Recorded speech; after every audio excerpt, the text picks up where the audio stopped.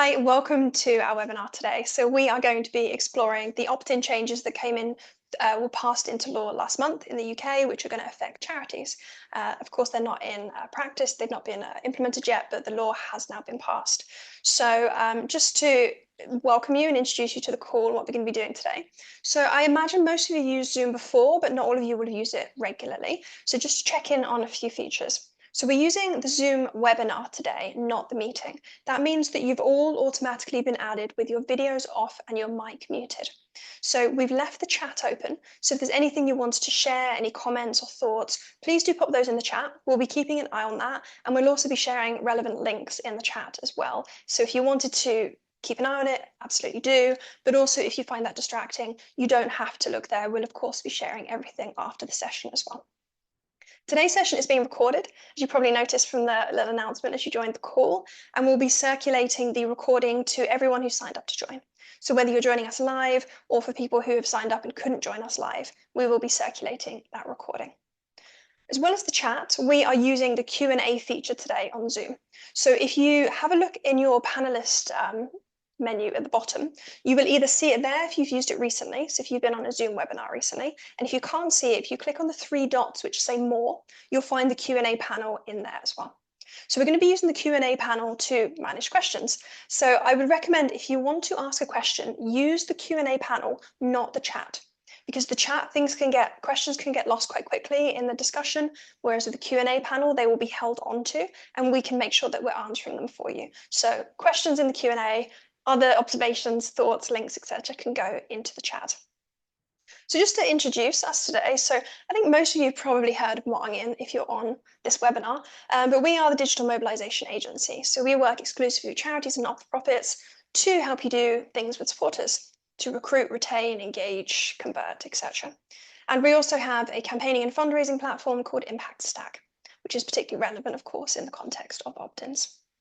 So this is why we're the ones talking to you about this today. This is why we care so much about opt-ins, because we do a lot of stuff with supporters, but we also spend a lot of time thinking about and developing technology to capture great opt-ins, to use great opt-ins, to create really good experiences around them as well. So it's really relevant for us. And we work with organizations of all sizes across the UK and also Europe. So my name is Claire. I'm the Director of Mobilisation. I'm joined today by my colleague Jess, who is our Client Care Manager. And we have the pleasure today of also being joined by Data and Information Specialist Tim Turner, who is from 2040 Training. And Tim will tell you a little bit more about himself shortly. But before we get started, we wanted to learn a little bit about you and how you're currently handling opt-ins. So I would hand over to Jess. Okay, thank you, Claire. Just going to find the relevant controls and I'm just going to launch a poll. So hopefully everybody should be able to see a pop-up now with 3 questions in it about how you are currently handling opt-ins.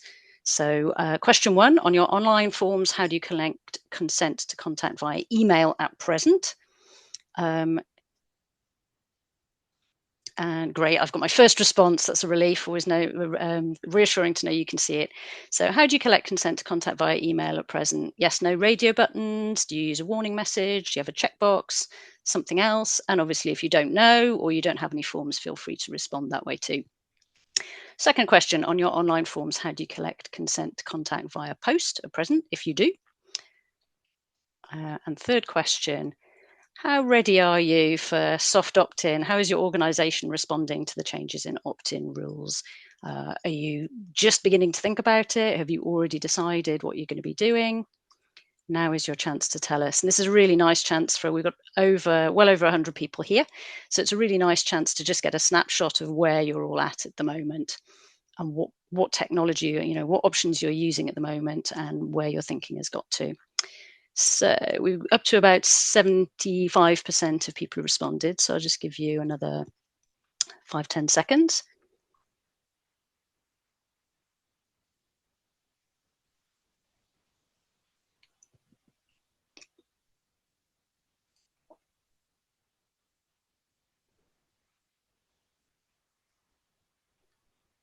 Okay, we're nearly at 90%. So I'll just wait till we hit 90.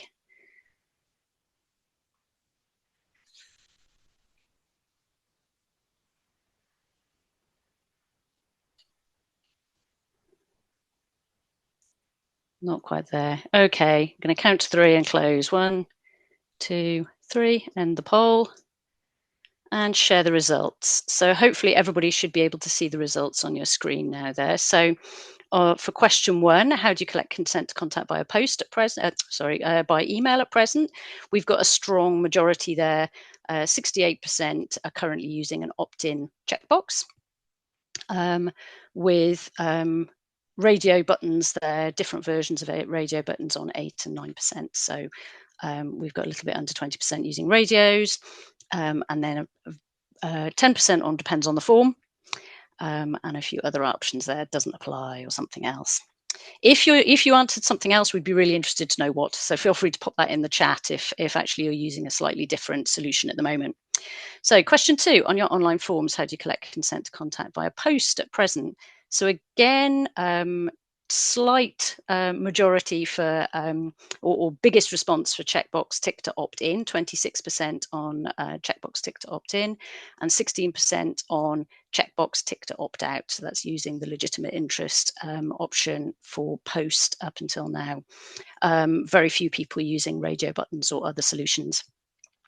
And then number 3, how is your organization responding? So I think the highest the highest response, 42%, on not ready at all. I'm here to find out more. So we're really happy to be here to help you kick off that conversation.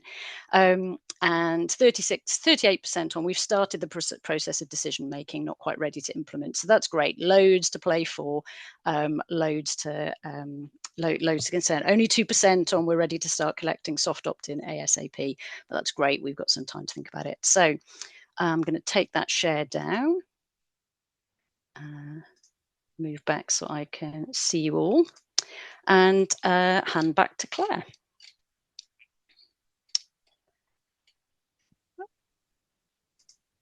Sorry, just turn my webcam off there for a second. We're going to kick off today with a presentation from Tim, who's going to talk us through the legal changes, what we need to know about them, what's changing, and what does that mean for charities. So, Tim, would you like to start your screen share?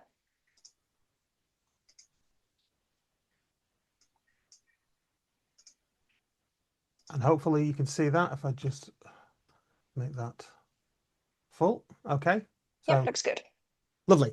Right, so very briefly, I'll introduce myself. My name's Tim Turner, and I've been working in data protection and FOI for, you don't have to worry about that yet. I always like to say yet, that's not fair. No one's thinking about bringing FOI in for charities, unless you already are covered.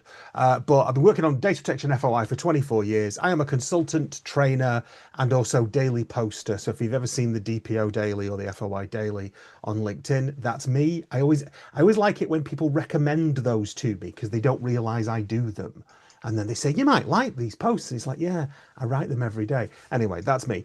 I could give you all the certifications and stuff. If you like the alphabet soup stuff, I could do that. But I think, people like it. People aren't bothered. But I like to do my business by persuading people that what I do is useful and practical rather than I have a particular qualification. If you want to know more about me, my email address, my web address is 2040training.co.uk. But that's enough plugging. You're not here to listen to that. I want to get straight on and talk about what we need to talk about. So there's 3 things to think about. I'm not going to burden you with law, but it's worth thinking about how we've ended up where we've ended up. So even if you're just using contact details for the kind of purposes like fundraising and raising support or campaigning, the GDPR applies. Even if information is in the public domain, there's not a specific restriction on certain data's covered, certain data's not. If it's about a person, then it's personal data. Now, there's a variety of other reasons why you would be allowed to use personal data. If you've got a legal obligation, if you have a contract with a person, there's a series of different what are known as lawful bases in the GDPR which cover any use of personal data. But in this kind of context, when we're talking about promoting things, trying to get support, trying to raise funds, your 2 options are essentially going to be either consent or legitimate interests. So GDPR is actually neutral on which one of those two that you use. It has certain rights applying to this kind of situation, but in terms of how do you justify contacting people for a variety of charitable purposes, it doesn't actually say anything.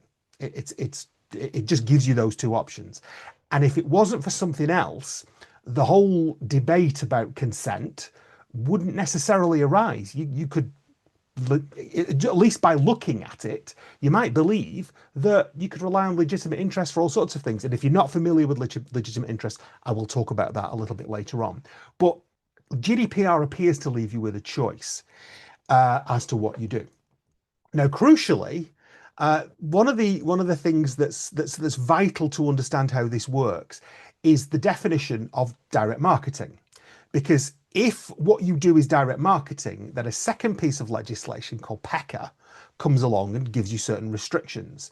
And for a very long time, the Information Commissioner, who is the regulator for data protection, has said that the definition of direct marketing includes fundraising and charitable campaigning. So the simple summary always used to be the offer for sale of goods or services and the promotion of an organization's aims and ideals. Now, you still find those phrases within their guidance, but they kind of elongated it and put examples in. But if you want the simple summary of what they believe, it's sale of goods or services and then promotion of aims and ideals. That's the absolute boiled down version.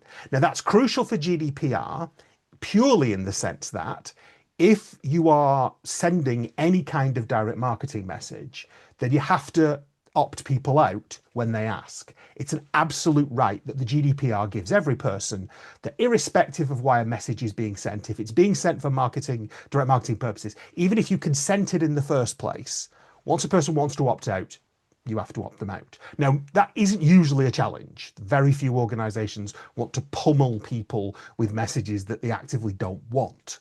So that right is useful, but for a lot of legitimate organizations, it's just a matter of course. If I ask you to stop sending me messages, you just do that. But it does have that backing, that underpinning, that the GDPR gives you that right.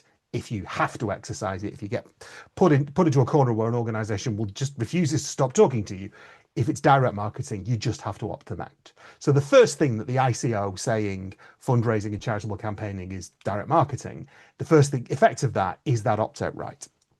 But perhaps much more important is the second piece of legislation called PECR, which is the Privacy and Electronic Communications Regulations. I call it PECR. Most people call it PECR because it's easy to say. There are, if you're in the mood, opportunities for double entendres. If the government insists on calling them the PEC regulations.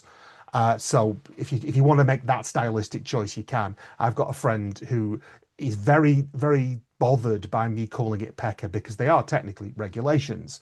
So she says that I should call them the PECRs.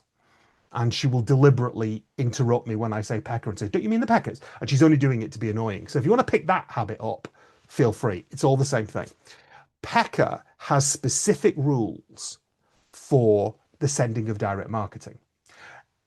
That they also has rules for cookies, which we're not getting into today, but it is something else you might want to explore in your research into the Data Use and Access Act, is the impact it has on the use of cookies.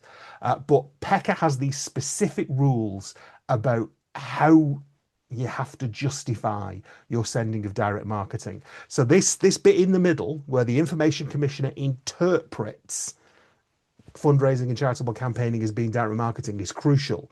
No law actually says this. It's the Commissioner's interpretation. Now, I don't want to say that they're wrong, and I have to admit they've been tested a number of times in the tribunal that sits above them. So their interpretation of this has gone under scrutiny, and it has been found to be robust.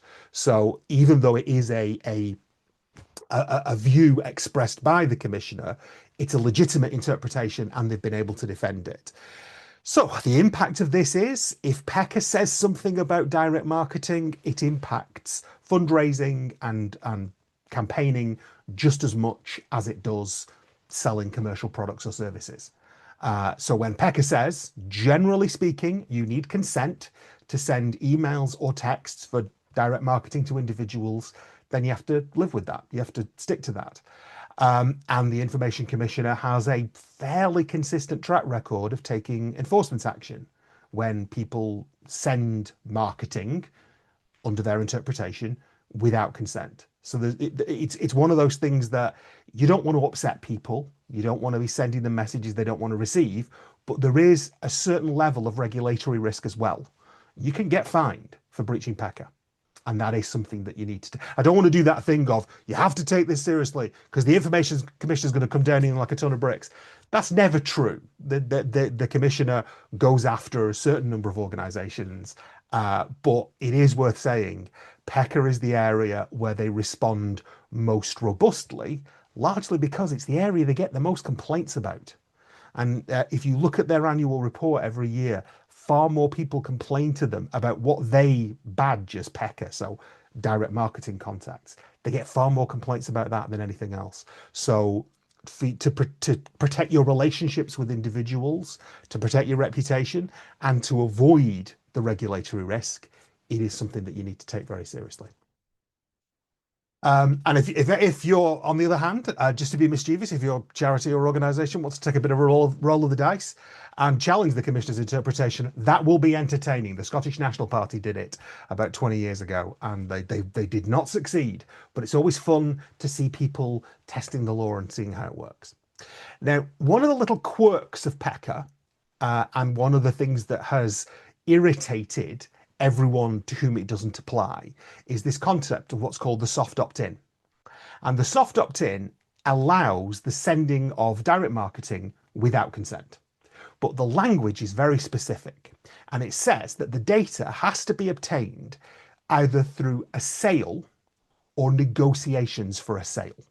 So you have to either get a person's email address or their mobile number for sending text messages during either a sale or negotiations for a sale. There's been debates over the years, what counts as negotiations for a sale? Is it expressing an interest in a product? Is it registering on a website?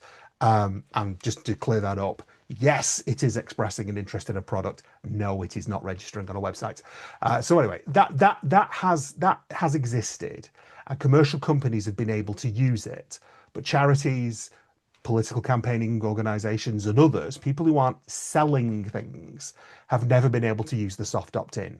And the soft opt-in is a way of sending messages without getting consent, and so people feel that this advantage is unfair. And it's been kicking around, it's been proposed multiple times, there's been a lot of lobbying, and in the end, the current government has a piece of legislation called the Data Use and Access Act, which I'm saying very carefully because I've been saying Data Use and Access Bill for a year, so I need to train myself to say Act because it's now passed. The Data Use and Access Act has a charity soft opt-in, and it's clearly modelled to have the same features as the commercial one, but it works slightly differently. And there's a thing I want to emphasize to you very strongly. People talk about the commercial soft opt-in as the existing customer exemption or the existing customer loophole. They try and give it an easy, simple label.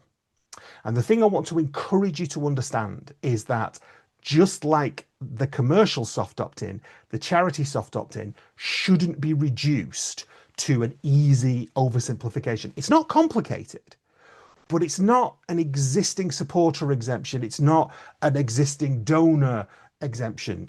And I've heard those same mischaracterizations be used by people who want to make it seem simple.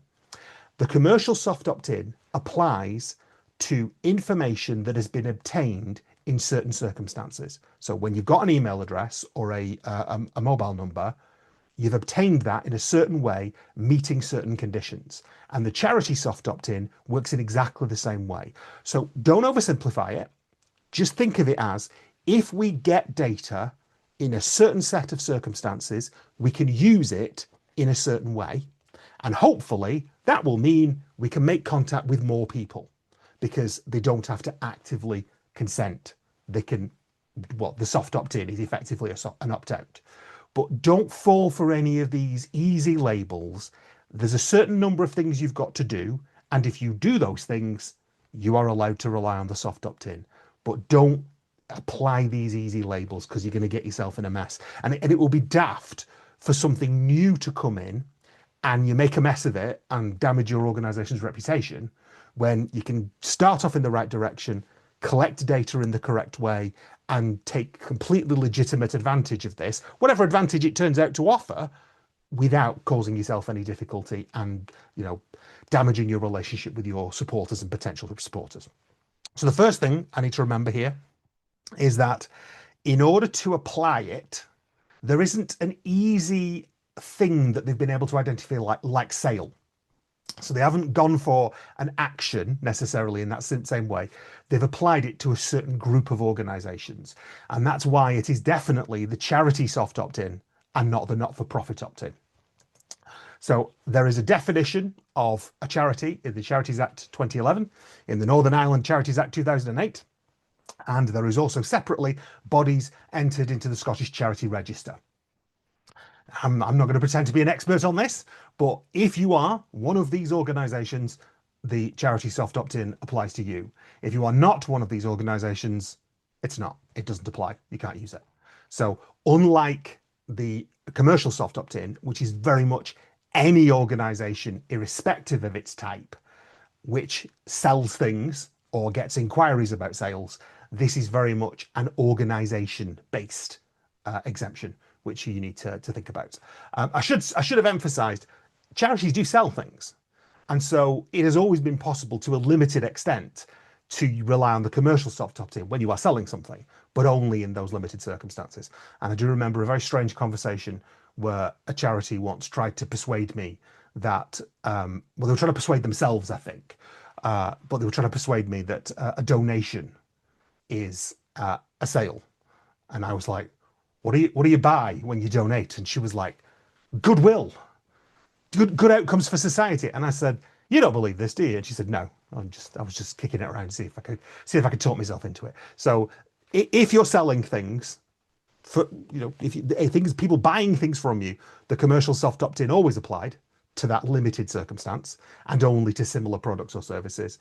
The charity soft opt-in is new and applies in certain ways. So I will now tell you what the way that this works. So the message that you send to the people who are in receipt of your soft opt-in covered messages needs to be furthering one of your charitable purposes. So it has to be something that you can justify on that basis. One of the things I should prepare you for is two different groups of people. On the one hand, you're going to have people who are going to try and make this as broad as they possibly can, so that every conceivable message you could possibly send is furthering one of your charity's charitable purposes. And I'm not going to name who these people are, but I'm sure you can guess. So that's one group of people over here. The other group of people will try to make this as narrow as possible because they don't approve of it. And what you will need to do is develop your own understanding of what you believe furthering your charitable purposes to be, and wait for guidance from the Information Commissioner. Now, the fundraising regulator might weigh in here, and I'm not going to say anything. I just have to stick to that now. I'm not going to say anything. The Information Commissioner is the person who has interpreted direct marketing as including charities in the first place. So you want to see what they say. And they are going to be publishing guidance over the next year about different aspects of the Data Use and Access Act. See what they say. And now other people will weigh in, other opinions will come along, and you will have to make your mind up about how much weight to give them. But I am sometimes a little bit critical of the ICO, but they are the authority on how this is going to work. More importantly, that if this is going to get enforced, it's going to get enforced by them. You're going to get some chances you might try taking legal action, but the less said about that, the better. The commissioner is the one who is the most authoritative source of guidance on this, unless it does ever get taken to court and we get some kind of judgment, which is very unlikely. It's the ICO you need to look for. So if there's any doubt about what that means, we need to wait to see what the commission. And I know that's leaving open a question, but that's true. We're not absolutely certain how this is going to be applied until we get that view from the commissioner. So I think that's something you definitely need to sit on. So those of you who said you were raring to go, I mean, hold your horses a little bit, I would say, just in case. So that's your first thing. Then the data has to be obtained under a certain set of circumstances. So when I say the data obtained, I give you my email address, I give you my mobile phone number. So you get it that way. You cannot be obtaining this data from a third party. It has to be obtained from me for a reason I'm going to get into in a moment. But you obtain the data either when the person expresses an interest in your current charitable purposes. So this is the kind of sale or negotiations for a sale. This is the best equivalent they've come up with. I measurably express my interest by asking you about something or, otherwise interacting with you. Or I offer or provide support to further one of those purposes. So there is some kind of direct interaction between me and you, the organization, in one of these contexts. So this is how you get my email address. This is how you get my mobile number. And if that one of those two things has happened, then you have the opportunity to make your move on the soft opt-in. The first thing that everybody needs to bear in mind is at that first interaction, you have to offer me an opt-out, a direct opt-out at the time you get the email address or text message or mobile number. If you don't offer me the opt-out at the point where you obtain the data, you don't have the soft opt-in. So you can't use it for that, for these purposes. So you have to plan how people are going to interact with you, how you are going to gather data about them, and make sure that you offer them a clear opt-out at the time that they provide the information. And then every communication that you send to them, which has to be furthering your charitable purposes, it has to be about that, you will also offer me an opt-out in every communication I receive afterwards. But what this does is reverses effectively the burden that PECCA would normally put forward. PECCA requires consent, but if you obtain the data in this way, it doesn't. The person is obliged to opt out in order not to get the message. But you have to put everything in place to ensure that they see the opt-out. Because if they don't see it, if it's not clear, then a person could easily argue that they've not been presented with the opportunity to opt out, that under GDPR, it's not transparent. There's a whole range of things they can complain about. So it needs to be presented to them very clearly. And every subsequent message that you send them needs to allow them to opt out as well. So that's basically it.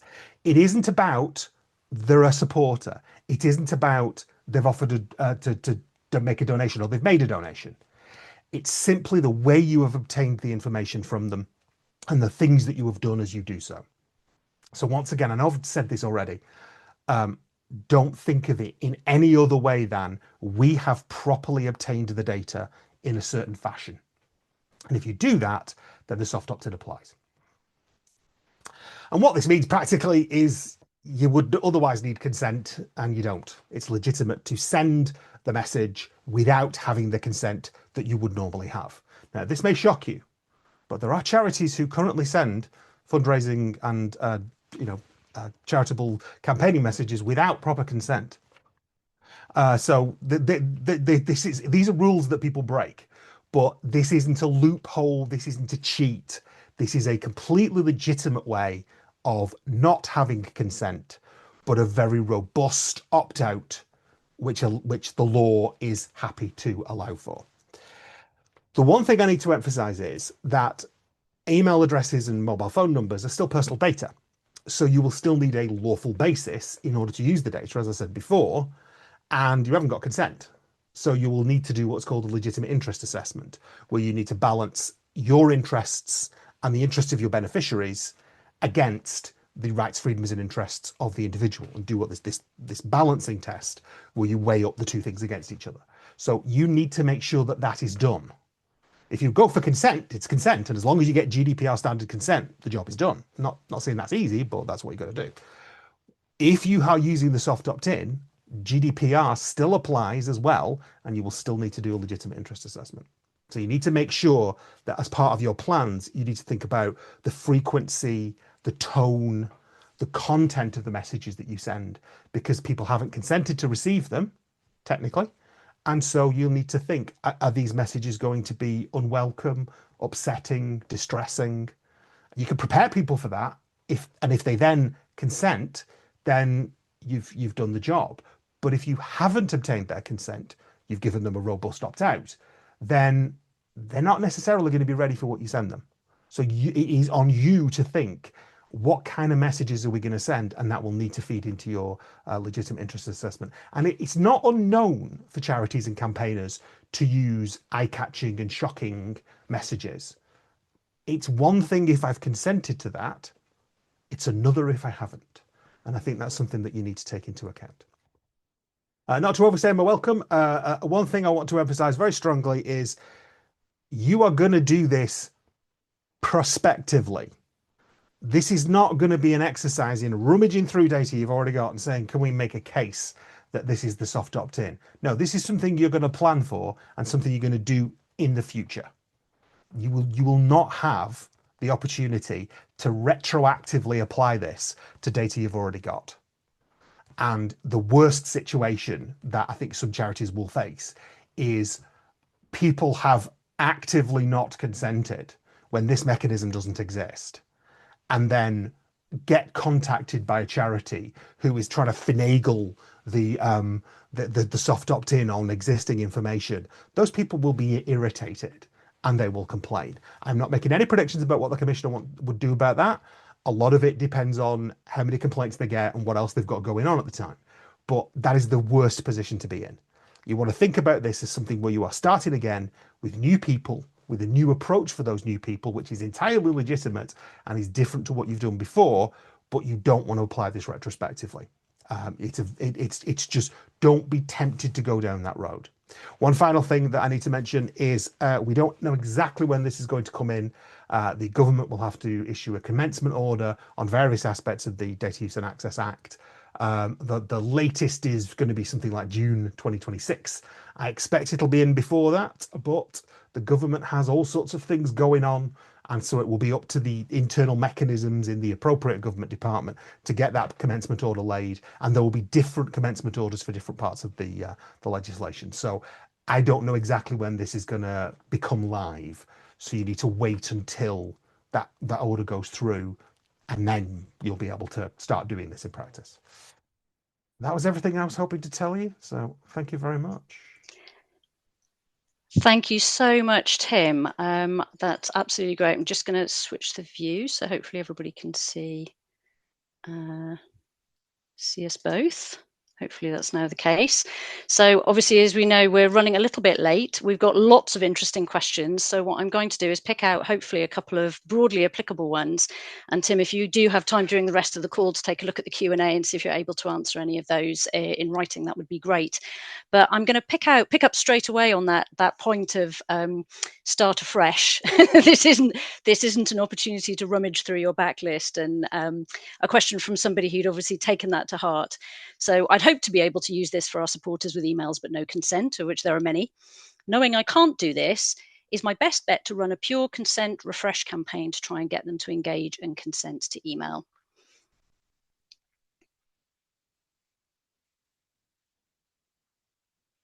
Oh, you're muted, Tim. And something went wrong with my computer there a minute, and I completely missed that. Do you want me to repeat the question? Yes, please. Okay, so question. I had hoped to be able to use this for our supporters with emails but no consent, of which there are many. Knowing I can't do this, is my best bet to run a pure consent refresh campaign to try and get them to engage and consent to emails. One of the problems with the way PECA is particularly designed is that it's about direct marketing purposes.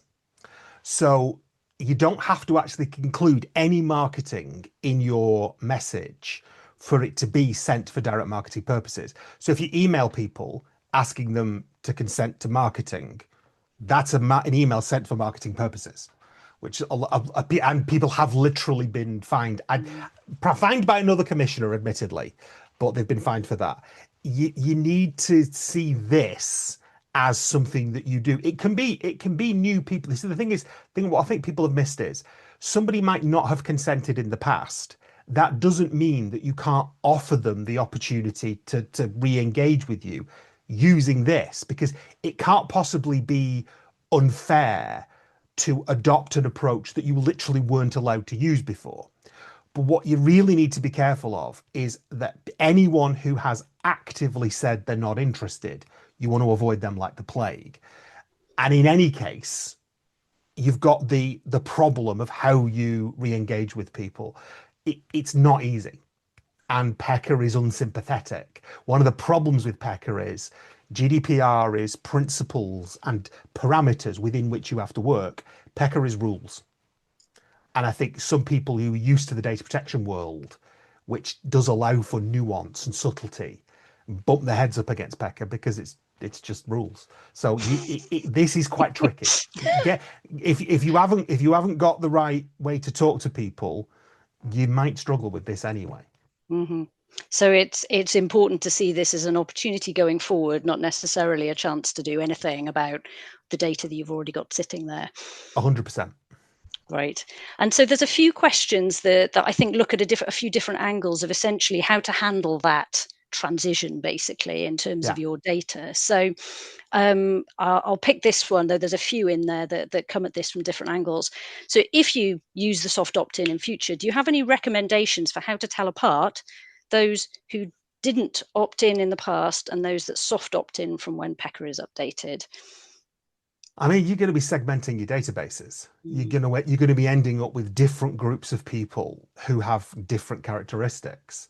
And sometimes you will be able to send the same message to different groups of people, but you're going to have to start putting people in different buckets and keeping them separate from each other. So thinking carefully about how your data is going to recognize the difference between this was and how this specific opt-in was collected. Exactly. I mean, the mailing list software I use, I've got different groups of people who've signed up for different emails. But if I accidentally send my FOI email to my data protection people, they're not going to be bothered. But if a person knows they haven't consented and knows that they haven't been exposed to the soft opt-in, because they should know, it should be obvious to them, then you're going to have a problem. They're going to be people who might well be motivated to complain. The one thing, this is a bit sneaky, but if you always offer people an opt-out, irrespective of any other communication, whatever the communication is, if people always know they can opt out and you make that work, that's one defense, even if everything else is a bit inelegant. But I think you're going to be breaking people up into groups. Yeah, so having data systems that allow you to be really confident about what that person saw when they opted in or opted out or whatever is going to be really important. And then I'll just put this last one to you before we move on, which is on that point about offering the opportunity to opt out. So a question, with soft opt-ins, if we're only emailing those who are already supporters, do we always need an opt-out on the action? So I assume what they're talking about is if you ask your mailing list to sign a petition, say, should there always be the opportunity to opt out? Or if they're already on your list? Right. This is for some people going to be a controversial answer, and it shouldn't be. If I have opted in, if I have actively agreed to receive whatever it is, I have a right to opt out, and you should make it very clear to me who you are and how I can contact you. Technically, you don't have to put an opt-out in. It's just everybody does. You have to have the opt-out with the soft opt-in.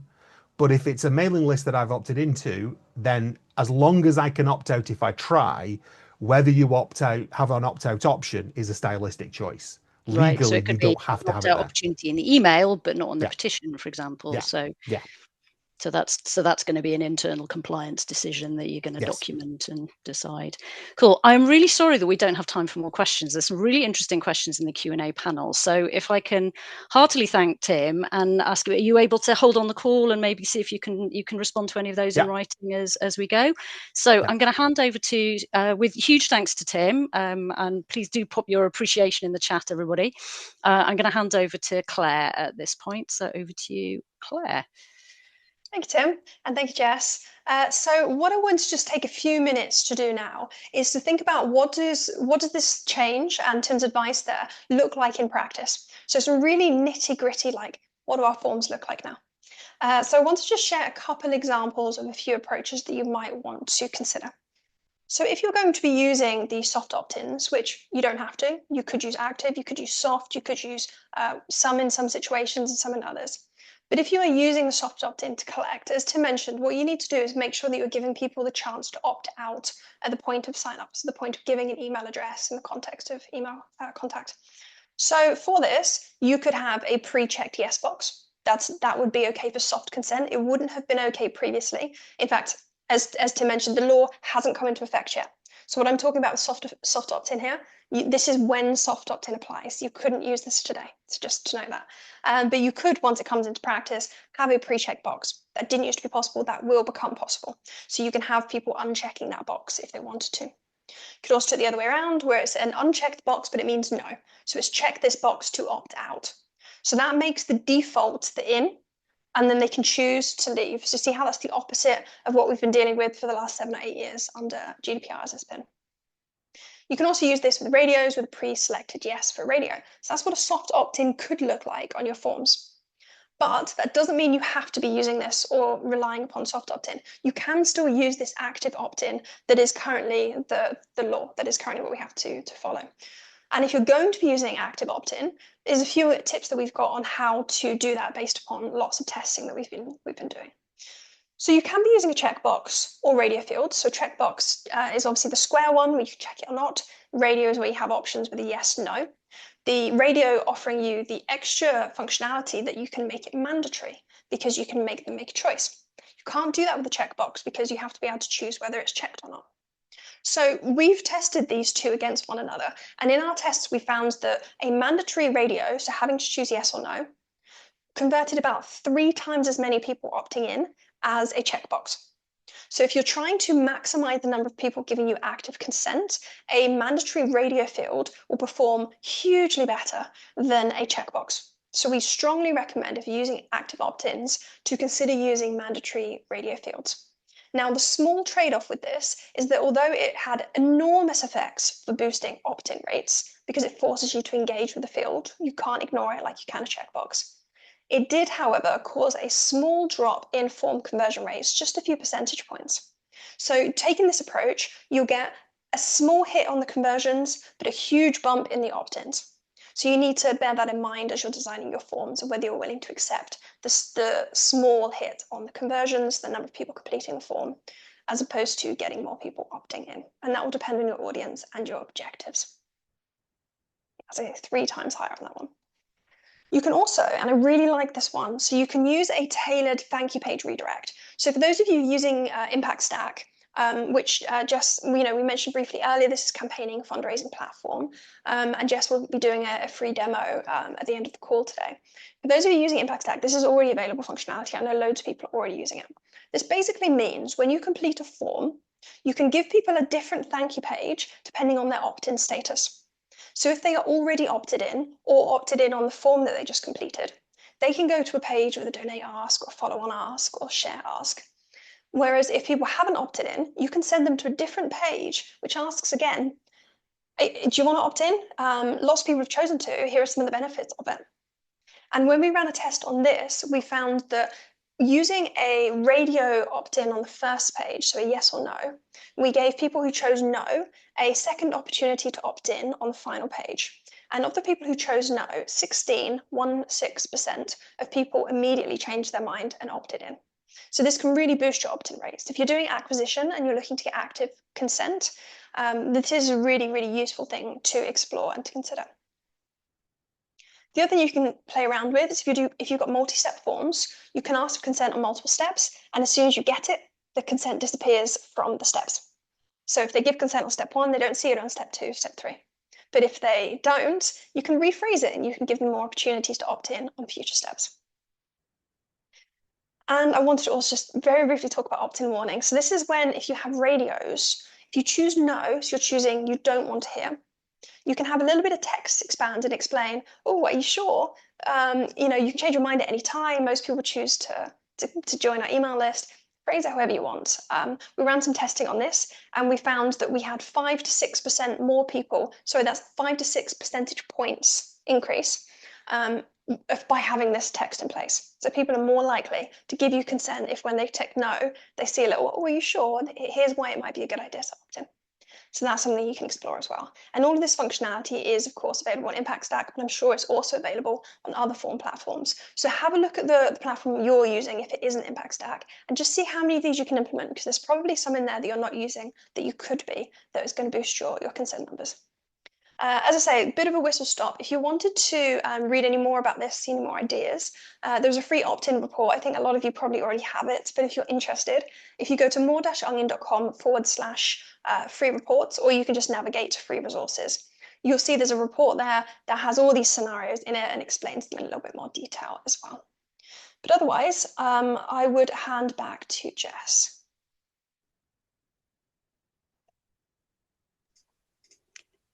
Thank you so much, Claire. So just waiting to see if there's any questions for Claire in the Q&A panel. I can see Tim is busily responding to the questions there. So we had one question, which I think you've already answered, which is about conversion rates. But I wanted to ask you a bit about this point about data records, about how you can tell the difference between the people who opted in this way or in that way. So any thoughts you'd like to share on that? Sure. I mean, I think that's one of the things that I use a lot. I find really valuable with, so I know there's a lot of people on the call using Impact Stack, so just to briefly mention how that would work. When you do your exports for Impact Stack, you will find that the exact nature of the opt-in you have is detailed. So it will say, for example, radio boxes pre-checked, or it will say checkbox default opt-out. It will say the exact nature of what they saw and how they interacted with it. You will also be able to record, in fact, you already do, it's been there since GDPR came in 2018, record the opt-in statement as well. So you can see the exact language they opted into, and you can see also the mechanism they used to give that consent, which of course at the moment is all active, but in the future we'll have that possibility for soft as well. So that additional data is going to be really, really valuable for keeping track of what kind of opt-in you've collected and what people saw when they opted in. Thank you. And then an anonymous question.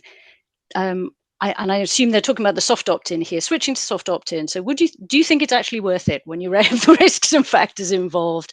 It would enable us to do more as charities. At the same time, it opens us up to risk. Just because we can doesn't mean we have to. We're still weighing this up. Claire, any thoughts on that? I think that's a decision that each organization is going to have to make in different situations. And I think the answer, there's never going to be one size fits all on this. And there's also going to be different answers within the organization as well. So for some types of supporters and some types of mechanisms, you might choose active opt-in. For others, soft might make sense for you. It really depends on your goals, what you need from your supporters, what type of supporters you need, and what sort of comms you're planning on sending out. But Tim, I'd love to hear your thoughts on this one. I mean, the fundamental thing about the soft opt-in is it's based on passivity. You know, if people don't have to actively do something, you're going to get bigger numbers of people ostensibly legitimately because they have to actively opt out, and some people just don't do that. So that on its face, it offers you an opportunity, but the problem is you are then managing a technical challenge. The gathering of the data in the right way, and then just managing what people have done and where it's done. This is a very reductive example, but Papa John's had a problem, whereas if you ordered a pizza on their website, they had a checkbox. But if you ordered a pizza over the phone, they didn't have anything as part of the process. So they didn't give you the opportunity to opt out. They had your mobile number and they used it. Now, there's nothing nefarious, I don't believe, about what happened there. But they still got a very small fine because a bunch of people said, I never opted in to receive marketing about pizzas, and they didn't. So it's just one of those things where you're giving yourself a regulatory burden above and beyond what you've got now. And there's no denying that. You've got to decide if the possible benefits outweigh the no doubt considerable challenges. I don't think they're not insurmountable. Loads of organizations do this really sensibly, but you're giving yourself an extra headache. It's just, is it a headache you want? Nobody wants a headache. But it's more work. It's definitely more work. I should emphasize that. I don't want to put you off because plenty of businesses use this legitimately now and they do so successfully. But it's an extra bit of admin work that you've got to get right. As well as, sorry. Go on. As well as the admin on that, I think the really important thing to consider here is the quality of your data. If you are using soft opt-in, as Tim says, to get more people opting in a passive way, they're potentially less interested in hearing from you, which means your opens, your clicks, your engagement with your communications could drop, which could in of itself have impacts for your deliverability, i.e. your ability to access even your active parts of your list. So maintaining a healthy, active, interested list is really valuable. And so if you're going to be using soft opt-in, it's not all just 100% win, perfect, everything's improved. There's a trade-off there whereby you're accepting a lower quality of data by bringing people in who didn't actually ask to be there. Thank you to you both. I think that's a really excellent point to land on, which is, just because you can doesn't mean you should. And if you're going to, you need to know exactly why and on what basis, and document it and make sure that you have the data in place. I think that's a really great kind of takeaway for the for the end of as we draw this session to a close. So just to start to wrap up then, so I've posted in the chat, if you are already using Impact Stack, there's a newly updated Help Center article which goes through how to configure the opt-in field in the current version of the software once your organization has decided how you want to collect consent going forward. So that now covers what your options are if you do decide to use the soft opt-in. So as many of you will know already, we're gradually moving over to a new version of Impact Stack with pilot projects this year and migration for existing users through 2026. So if you would like to see a short live demo of the new platform with a quick look at the options for configuring your email opt-in fields, please stay on the call after we wrap up. But before you go, we just wanted to highlight something for those of you who are campaigners. So at More Onion, we're doing some research into how organizations are using digital tools for advocacy, and we would really love your input. So please take a look in the chat. Claire's just popping in a link to our Digital Advocacy Actions survey. We've had a great response to this already. Thank you so much if you're on the call and you've already filled it in. We would love to get as much input as possible. We're asking people for their experience of using digital tools for advocacy, what's working, what's not, what you would like to be better. And we'll be sharing the results with the sector in September. So we hope this is going to open up some really useful conversations for the charity campaigning sector. So if you don't want to hang on for the demo, thank you so much for joining us today. Huge thanks to Tim for joining us to share his knowledge and expertise. We really appreciate it. We will be circulating the video recording and the Q&A and all of the details via email. So please do look out for that in your inbox in the next few days. If you would like to hold on for the demo, we'll take just a 2-minute break now and we'll restart at 3 o'clock, basically UK time. So thank you so much to Tim. Thank you so much to Claire. If you'd like to hold on, just stay on the call and we'll restart in just a couple of minutes.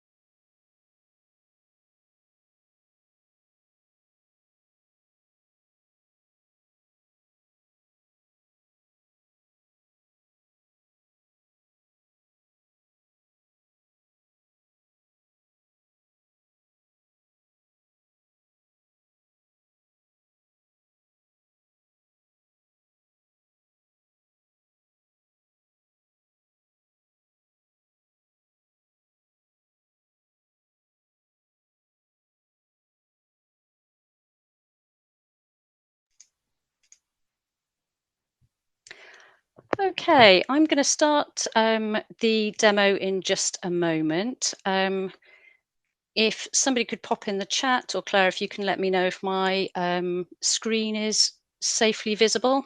I can see the red demo impact stack page. Excellent. Thank you for confirming that. I've just got my slightly odd configuration that I'm setting up today. So if you are sticking around for this short demo, thank you very much.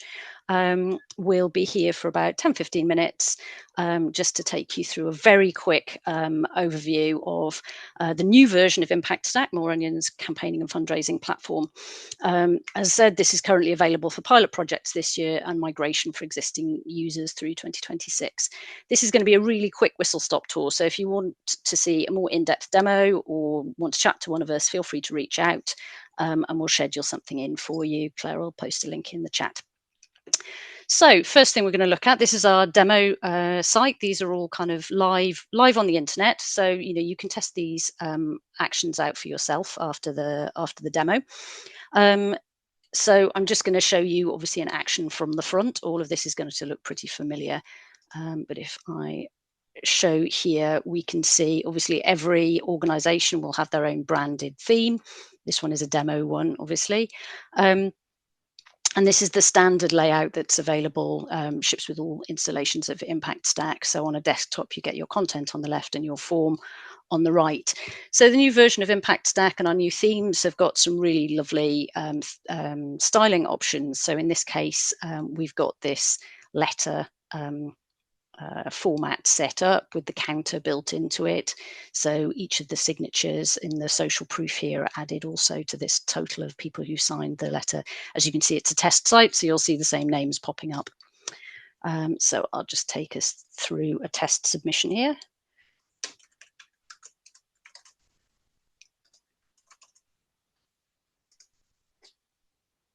And as we can see, we've been talking about the opt-in today. So this is the configuration that we've been recommending up until now for active consent.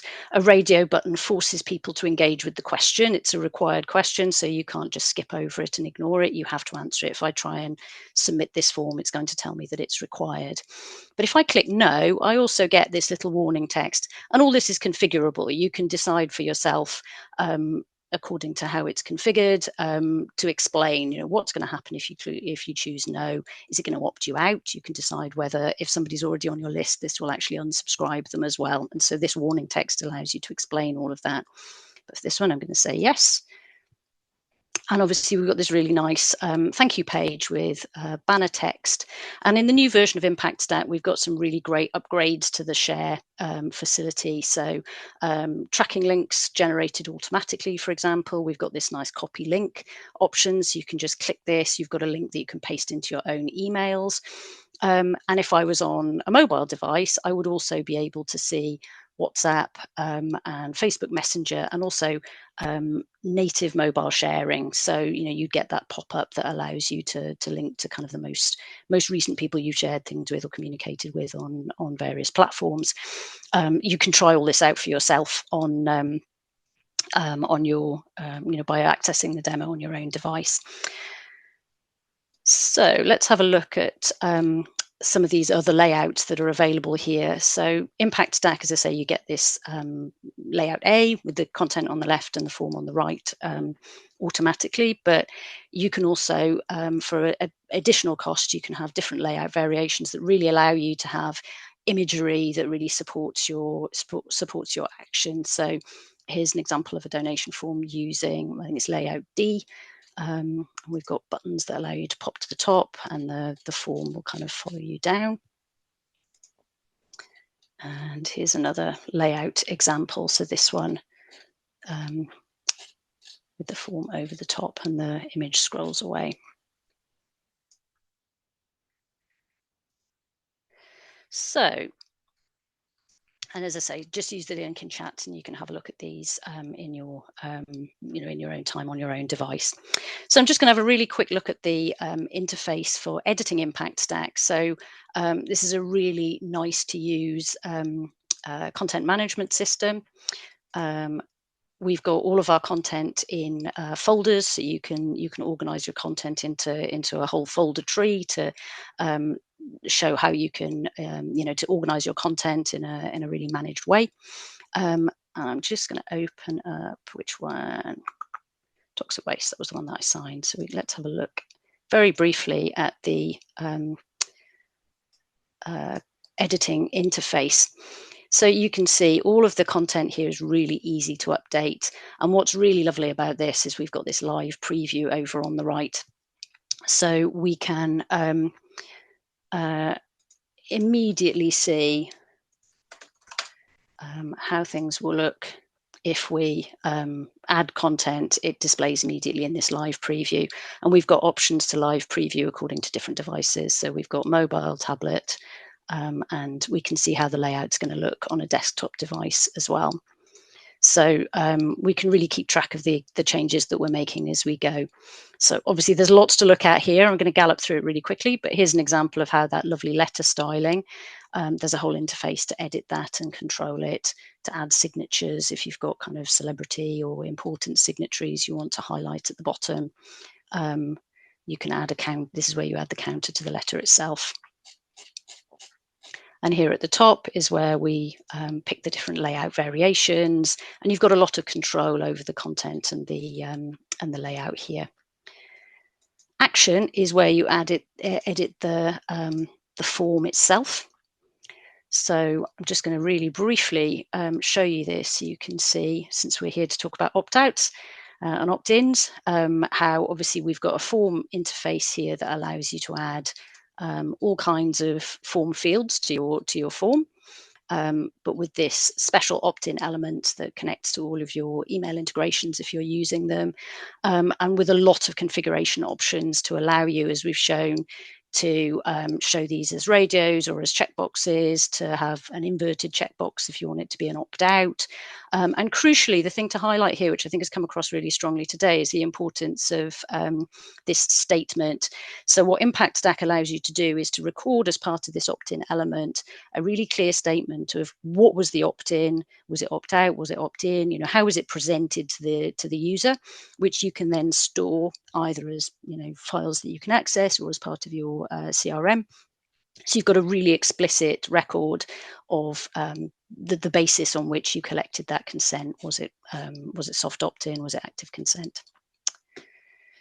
So I'm going to really quickly show you examples of those different opt-in presentations. So this is a simple survey using a different layout variation. So we've got here what we call in an inverted checkbox, or a checkbox with a reversed logic, basically. So checking this checkbox means that somebody would opt out. So it's configured to record the information that way in the back end. The statement is recording that, and obviously the language on the page explains that really clearly. No thanks, I don't want to opt into email. We've seen on the toxic waste petition example that radio buttons option, as Claire explained, you could set that to be preset to yes, and then that would collect the soft opt-in. If somebody just skims over it, you've collected an opt-in while offering the opportunity to opt out. And then here we've got our classic yes please checkbox here if somebody would like to opt in. So all of this is straightforwardly configurable in the back end of Impact Stack. So that is a really swift gallop through the options in Impact Stack Next Generation for configuring your opt-in. If you would like to set up a full demo and to really see us put the system through its paces and find out more about the great new functionality that it's going to be offering, please do drop us a line, hello@more-onion.com, and we would love to set something up. Thank you so much for staying with us. It's been great to have you here for this webinar this afternoon. Thank you for bearing with us with our late start, and we look forward to hearing from you in future. Thank you for joining us.